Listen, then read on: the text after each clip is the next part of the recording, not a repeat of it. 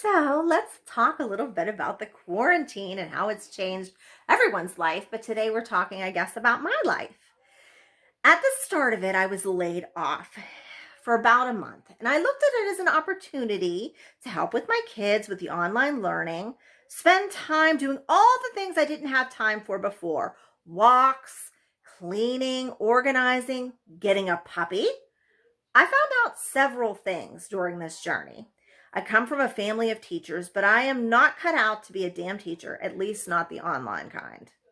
So I give teachers all the props in the world for the job that they do. Maxwell at first couldn't log on, then didn't want to log on, and then anytime anything didn't work, it was always my fault. Leave me alone, Mom. You're psycho. Your psycho became our everyday conversation. What I really wanted to say is, I'm not psycho yet, but if the psycho is unleashed, you'll be running and screaming. I also haven't been in sixth grade for years, or 11th in years, even more years. So with this math, I cannot help. And now it's this Common Core shit. And what the fuck is that? They actually found a way to make math even more complicated, like it needed the help. And physics, I'm sorry, Caleb, but just forget it. So online school started, shall we say, a little rocky. The walks were great. I would take walks with Michaela and Maxwell. After walk number 714, when an outdoor dog that was drooling and gnarling and running sideways like Cujo got loose, and Max and I had to make a break for it. I did learn also that my desire to not always clean and organize was no stronger now that I actually had the time to do these things. I still don't want to do it. But I did. I cleaned everything. At one point, I was even lining up Band-Aids inside the package.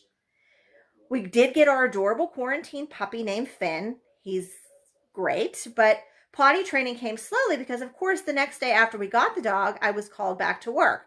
So now I have to constantly search the house for petrified dog turds that may have happened during the day while I was at work. So I help students with their financial aid at a trade school, but now everything is done online or remotely via phone and computer. The problem is that most of our students are not very tech savvy at all. They're trying to do the FAFSA on a bad cell phone. Half the time the call drops, they lose Wi-Fi, they don't know how to scroll down the page. Work thinks that doing Zoom calls would be the magic fix.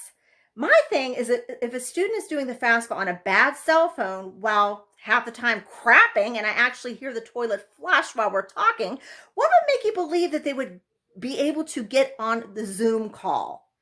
And if they did get on the Zoom with me, it's literally just all tits and chins.